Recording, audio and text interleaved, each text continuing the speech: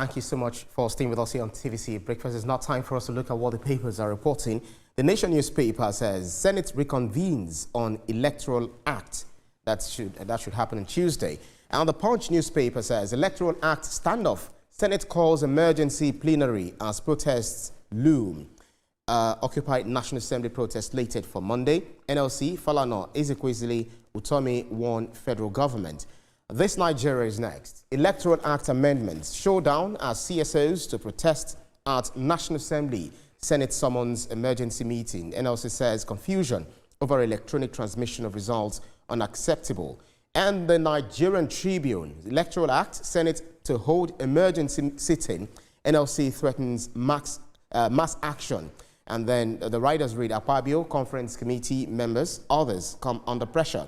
We won't take anything less than real-time transmission. That's according to Abaribe. And Observer Times says infrastructure failures halt mandatory real-time election uploads. CSOs warn of voter exclusion as network gaps persist. Akpabio cites Supreme Court rulings on supplementary e-transmission. And the Business Nigeria also says the same thing. A nationwide protest, election boycott loom over Senate stance on Electoral Act. And then the Platform Times also says the same thing. SERAP, NLC demand probe over altered electoral and tax laws. SERAP threatens court action over unapproved alterations. And NLC warns of election boycott ahead of 2027 polls. The Abuja and Kwara talks about the FCT and the upcoming poll. Mixed reactions over INEC mock poll. And Commission hails self. Residents decry absence of officials. Group tackles INEC over Ramadan fast. Nigerian News Direct. Kwara attacks Shetima. That's Vice President Shetima visits states, vows decisive action to wipe out criminals. And the Guardian newspaper says T-bills see over 400% demand spike as manufacturers face credit squeeze. The Hope newspaper, shockwaves actually shocking over death of 4 gospel singers inside Lagos studio. 1 suspect lands in police detention. Goman, public reactions trail intractable tragedy. And the Sport and Life, which appears to be the last but not least. Rizespor nil, Galatasaray 3. Osimhen nets 9th goal of the season. 15th in all competitions. This guy is just a phenomenon. Yeah. All right, then let's get on to brass tack. We'll be doing this with the bevy of BTs right beside me here, Ria and indeed Olamide Odekunle. Let's start off with the Nation newspaper. Of course, we've got so many other papers that agree with the Nation newspaper. In fact, quite another slant given to it by Observer Times. But when we get there, if you look at the Nation newspaper, it's saying Senate reconvenes on Electoral Act. The same with the Punch newspaper, Electoral Act standoff. Senate calls emergency plenary as protest loom. So we see Senate saying that, listen, we just have to, stick to, we'll make amendments, right? But we have to stick to what we have in the 2022 Electoral Act because of the challenges the Supreme Court seeks to also resolve and some of the rulings that, came up after then. The Senate is saying we cannot transmit election results real time because of lack of infrastructure. But the oppositions, indeed, and the CSOs are also saying no, that we must do not transfer, but transmit the election results. But the Senate is saying, listen, let's give it to INEC that prerogative of, decision, during election. Ria, I don't know how you want to weigh in into, this, forth and back between the Senate and indeed the Nigerian nation, so to speak. When we started this conversation, I was one that was saying that let's do new things. Let's abide to change. Right. If this will make us see how credible our elections will be. Let's talk about, the INEC. A lot of people have lost faith in the INEC, and this is the time where people will regain faith. A lot of people actually lost faith, not because INEC, underperformed, but because their candidates actually didn't win. But often, even apart from that, once election happens, people will be wondering, oh, did it happen well? How were the votes counted and all of that? But then I agree that if we get to see these votes live transmitted, people will now regain confidence again. That's where I'm even actually going to. We have countries like India that does this, but then these countries, they've worked on their technology very well. It seems like we're asking for something that we've not done. We've not put the right things in place for us to achieve it. That's right. I saw Akpabio mention that, over 9 states do not even have technology, internet, and all of that. The other day I was acting showed me, if we've identified what the problem is, why are we not trying to solve the problem? I'm one of those people that I agree that I want to see those results in real time, because the more you see it in real time, the more credible it is, the more you believe like, okay, this person has actually won or this person has lost. So the back and forth, I'm happy that you're having the back and forth now. It shows now it's a fight of credibility. Now we're having a conversation to know that how credible this 2027 election will be. It's a very crucial stage, for Nigeria and INEC, that we get this particular election right. And I think we need to take heed from other countries that have done it. Other countries, they transmit live. We get to see the results live. So if we can put things in place in terms of technology, I told Mr. Shomi, why don't we, put internet in the places that we think that those places will be shortcut? Why don't we put internet there? Because we've identified the problem. Why don't we now try to start solving the problem? All right then. So if you look at, based on what she's saying, if you look at the Observer Time, he's saying infrastructure failures halt mandatory real-time election uploads, and then the CSO is warning of voter exclusion as network gaps persist, and Akpabio is citing Supreme Court's ruling on supplementary e-transmission. She made allusion to some of the countries that are doing real-time, but if you look at countries that have adopted technology to speed up reporting, only a few operate real-time. Some of them are Estonia, she also mentioned India, Brazil is involved, well, Namibia, Sierra Leone, but they still have infrastructure gap. Right? Not that when they vote, it's only one, I think Namibia in Africa that actually did, that's internet voting and all of the EVMs. Yeah, but if you look at the population compared to Nigeria and go to some rural areas where you know that for you to even make a call, you have to climb trees. Okay, let me take you to the UK, for instance. The place I normally go to, I stay in Surrey most of the time. But then where our programs, is usually held is in Hampshire. We go into the suburbs, the villages. I struggle to use EE network, and EE network and Lebara. And the network coverage is very, very difficult. So imagine they are conducting election there. UK does not do real-time election transmission of results. So do you feel like the current infrastructure gap, Sambisa Forest is there, nobody is voting from Sambisa Forest, but we know how difficult it is to connect to the internet, even within Lagos State, where they say, 5G is available. Indeed, we've seen that the defense of the Senate President and Godswill Akpabio is essentially saying that there's no technological infrastructure in about 9 states, I believe he surmised. And that is why we are trying to protect the interests of people who might live and reside in rural areas. We are trying to make sure that their franchisement is protected. We can't disenfranchise them and just say real-time transmission of results, because this entire population of people will be written off. Now, Ria, I understand your concerns, when you say that, why shouldn't we put technological infrastructure in place to make sure that these people can vote in real time? However, we have to understand that this Electoral Act amendment has been a long time coming. If we want INEC to perform, If we want INEC to perform in 2027, we have to get the legal frameworks in place on time, so if you look at the time it's going to take to get these masks in place, to make sure that these places have proper network coverage, as opposed to getting the bill into law and passed. We're running out of time. We want, we want Joash Amupitam to perform, and we have to make sure the legal frameworks are in place. On the other hand, we have to ask ourselves in Nigeria, do we want a democracy that is driven by tech, that is a tech-driven democracy, or do we want a democracy that is driven by infrastructural failures, infrastructure that holds us back? What kind of democracy are we creating? On the topic of technology quickly, I also want to talk about the fact that there's lots of rural states, like the Senate President has mentioned, that don't have network coverage. On the other hand, there are several young people who would be more inept and who would like to vote more if there were technological, advancements in place for them to vote. So on one hand, you are enfranchising one group. On one hand, you're disenfranchising a whole group of people. So the thing is, we know that the current network that we use in the country, we have about 3 or 4 of them. I think 3.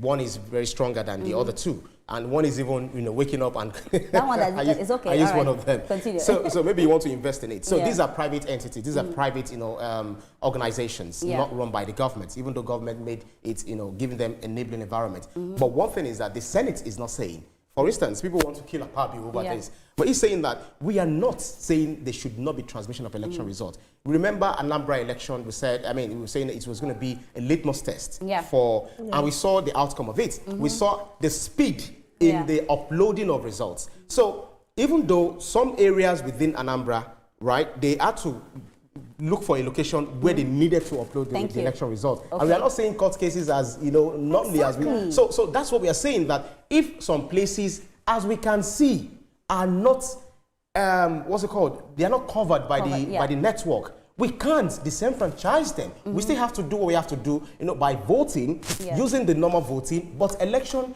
transmission will be done not in real time, but pronto. Okay, but Ibrahim, I'm a person that I believe in solutions, and I keep saying this thing. If we realize what the problem is, you just spoke about some networks. We all know how our networks are shaking in Nigeria. But we are speaking about networks now. Why can't we've identified the problem, why can't we work on the problem? Because we forget that. No, wait, Ibrahim, we forget that, having this thing.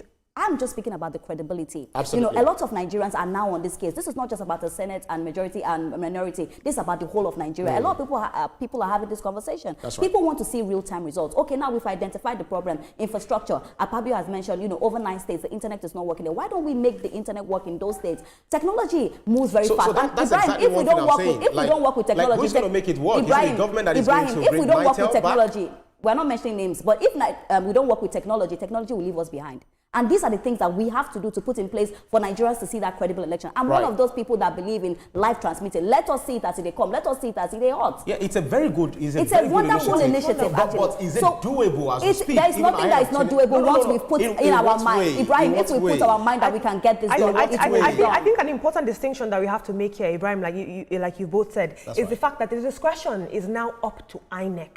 So INEC in some situations might decide in this state, you know what, we can't afford to upload real time. We do have the infrastructure to upload real time. The question is now, do we trust INEC to prioritize a free and fair real time electoral transmission when it comes to time? But we all agree that when it comes to technology, INEC actually improved. Yes, we've seen the car reader, the fact that they uploaded the results, almost instantaneously. And it was beautiful. So, but what they are calling for is that as they are finishing the result, they have to upload it immediately. Or as okay, but Ibrahim, why can't the government work with network providers? Is it not possible for them to have a symbiotic relationship? The government has no business in doing business. We always say INEC, that. Whoever will work with those people to make sure that we get, technology in that place.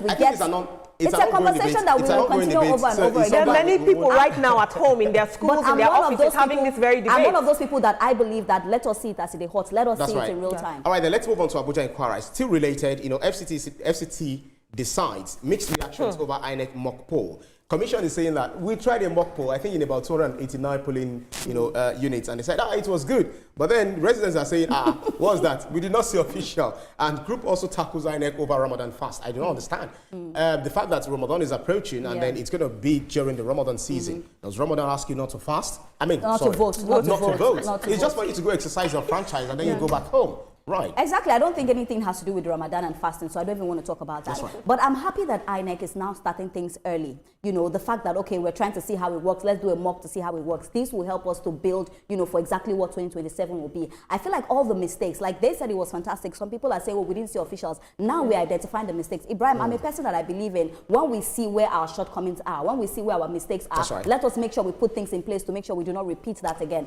Professor Joash Amopiton, he has a whole lot to do for this 2027 election. I don't know why I'm not hearing about the Electoral Act offenses where people that have offended, during elections will be taken away. I'm not hearing about that again. That is very important. Some of them have been tried. Yes, people also need to understand the importance of going out and voting peacefully. Going out, doing your franchise peacefully and coming back home. Let's not forget that a lot of people have been afraid to go out to vote because parents will even tell you, they might fight in voting. So we need to make sure that that Electoral Act offenses is also something that is working perfectly. Right, because of our time, let's move on to the Nigerian News Direct. Kwara attacks, Shetima visits state, vows decisive action to wipe out criminals. We have just very little time to talk about this. Ria, I'll be coming to you with the Hope newspaper, so you should get ready for that. So we saw the vice president representing the president, to visit the families, or let's say in the Kwara state, to commiserate with them over, to condole with them over the death, the killing, wanton killing of innocent lives. And then he's promising them that, listen, the government is not sleeping, and we've deployed soldiers into the bushes. We will not stop until the perpetrators of these heinous acts are brought to justice. What do you say to a family that is grieving? What do you say to a community that has been attacked and the community has watched people around them die? What do you say to them? Promises should always be followed with policy.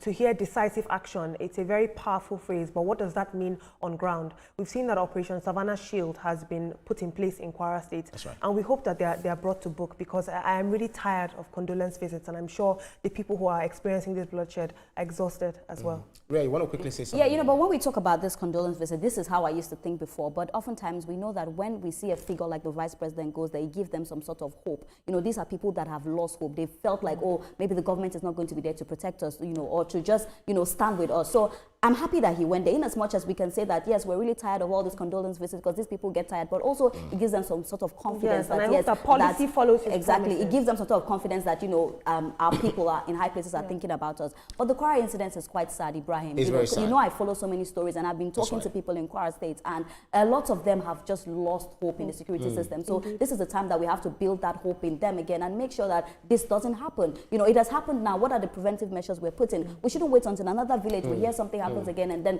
we're looking, what should we do? So in as much as the Vice President has visited, let's see what happened next. We need to make sure that the remaining people there are well protected. Absolutely. Even the Vice President also directed NEMA, the National Emergency Agency, to immediately mobilize resources to support the families, the distressed communities. And but Ibrahim, no matter the amount of support, these people have lost their so it has happened, as you guys have said. You know, one thing is that we need to do everything to forestall, you know, similar attacks, you know, repeating itself, because it is one death too many, and we do not want to sit here every time and, you know, brood over or mourn, you know, the death of our if we can't prevent these attacks, we saw in Yelwata, people in Benue State, after these terror attacks, oftentimes they are left as internally displaced people. They don't have immediate aid, immediate food, immediate water, immediate amenities. So if we cannot provide preventative care, we should be able to provide solid aftercare for these communities. And Ria, this is a shocking news on the front page of the Hope newspaper, saying shockwaves over death of 4 gospel singers inside Lagos studio. 1 suspect lands in police detention, and Goman Public Relations trail intractable tragedy. It's so sad, you know. These are 4 guys who, I think they did a live, you know, streaming, live worship period, and then they couldn't go on because of the time. They were late when they finished, and they had to sleep back. And by the time they woke up, no, they didn't wake up actually. They slept and they didn't wake up. But the owner of the building came back, of the studio came and saw that the door was locked from behind. And by the time they opened the door, they saw that they were already removing, you know, oozing blood from their noses. And the first thing that was blamed, first and foremost, is the carbon monoxide, which normally, you know, is removed, which you get from the generators.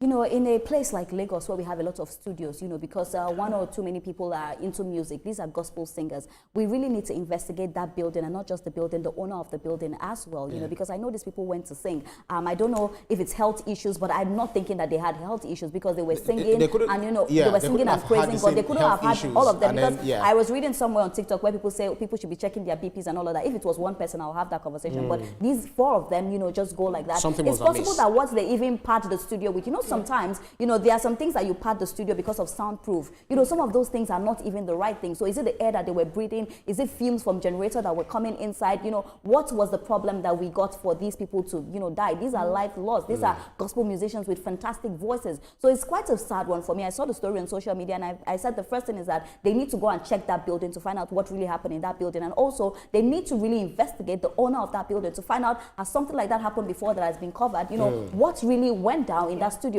Another thing I'm looking at again, allegedly, was it poison? You know, there's so many things to look at into this particular thing, because, you know, for 4 people just to go like that, if it was one person, the conversation would be different. These are 4 individuals. These are 4 people that left their mothers, left their wives, and said, I'm going to the studio to sing for my creator, and they didn't make it back home. You know, we definitely need to investigate. As you're coming, you know, talking about the investigation of theories, you know, the current theory is saying that pending official autopsy, results, the primary theories being considered are carbon monoxide poisoning from a generator or food poisoning, which could be either of 2. Police action, so the case has been transferred to the State Criminal Investigation Department at Kwanti, and the police have confirmed the incident, and arrest of 1 suspect identified as event organizer is in police custody for questioning. The event organizer. So no one is blaming anyone. It's just preliminary investigation, and then, you know, that's kind of, because they will still need forensic, you know, I was about to say, I want to see forensic departments get involved. I want to see us utilize actual scientific investigative tools to get to the bottom of what happened. We can't rely on theories. Abroad, when you see killings like this, there's a pattern.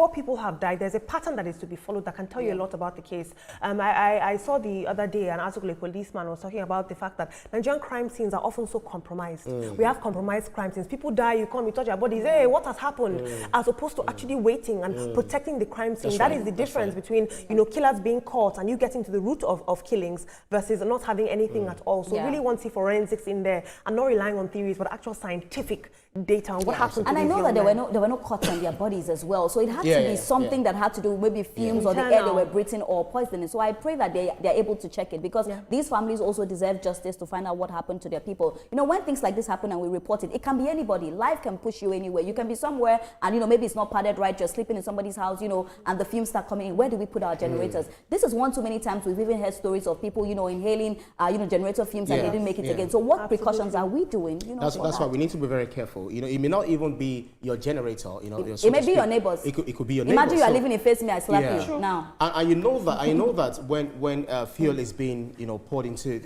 or anyone is having anything to do with fuel, petrol, the smell, it's so strong, poisoning, and then even the fume coming out of it, and you see that thing is coming through your window. The best thing is to talk to your neighbor. If he or she doesn't listen, the best thing is to report to either your caretaker or your landlord. You know, sometimes the caretakers and the landlord don't listen, but if it was me, I would carry that generator from there and drop it somewhere else. No, because my life is very important. I worry that we're so often desensitized. How would you carry the generator? I would carry it. I worry that we're so often desensitized to pollution, environmental pollution, noise pollution, all sorts of pollution. Because we grew up like this and we grew up smelling and hearing all these sights and sounds, but ideally it shouldn't be so. Absolutely. So still on the front page of Hope newspaper, you see NDLEA making arrest of China-bound businessman for ingesting 95 cocaine wraps. Intercepts meth consignments, raids Kolos factory in Ibadan. Yeah, Kolos. Yeah, okay, yeah. Thank you. So I'm not on the street, you know. Arrest kingpin. All right, so it's so sad. You know, you find the same people, you know, accusing or throwing invectives at certain people or certain person, that the person is a drug pusher, drug trafficker, or whatever. And then it's the same people that are, you know, pushing. How can you ingest 95 wraps of cocaine? For me, Ibrahim, is so worrisome. I just know that the person is even a Chinese person. It's not a Nigerian. No, Nigerian. Or a Nigerian. He's a Nigerian. Ingested. Yeah. You know, he's an importer, you know, importer-exporter. Where was he taking it to? To China. I feel like sometimes we go the extra mile, you know, for money. The type of things people do for money, they forget their health. You know, they forget that they can be caught. These people that, you know, carry these drugs within them, I wonder that, are you going with some, you know, juju that you feel like you will not be seen? Yes. Like, what are you going? And some of them, they feel fortified that you go there, they catch you. That means it didn't work, because the only power that works is God's power. So you carry another power there and they finally catch you. But I know you mentioned Kolos there, and I know we have a lot of young people watching us. That is very, very dangerous. Ibrahim, I know firsthand of someone that takes that drug. It makes you go mad. So I do not even understand. That drug, first of all, it damages your brain. We need to understand that it works with the brain. Once you take it, your brain will start deteriorating. So when I hear the name Kolos, and I know it because I know stories of people that are taking and they've deteriorated. So if you are watching us this morning, please, that is not even something you should ever think of taking. But Ibrahim, I want to say the NDLA, they are doing a fantastic job. Absolutely. I want to give it to them, because the level, you know, of these crimes that they are catching, it just means that it's happening. And they say where there is demand, there is supply. Now, to think that these people are the ones that are now spoiling the names of Nigerians, because you are a Nigerian, look at are there no other things to do? Are there no other jobs you can do? But they want fast money, and that's why they engage in things like this. Not just destroying their family, destroying their life, but also destroying the image of Nigeria. And even the society, wherever they're going. So it's you know, sometimes it beats my imagination when you see people, you know, trafficking drugs to China, Saudi Arabia, I think is it Indonesia, some of these countries. They do not care. They don't even want to know what your father's name is or whatever country you. They execute you. You know, they just give you that capital punishment without any worry of what Amnesty International is going to say or whatever any CSO or human rights activist is going to do. Yeah, absolutely. When I see cases like this, I just want to make sure that intelligence is being used and that these cartels are dismantled. What intelligence can we get from that young man that will bring down other drug rings? Right. I really want to as well commend Bupu Marwa, who has taken this fight against drugs very personally. And we commend him on behalf of every young person watching. Absolutely. Kudos to the team. Kudos to Nigeria as well. Well, that's about it for the newspapers up for review. We'll take a break and be back for more conversations. So stay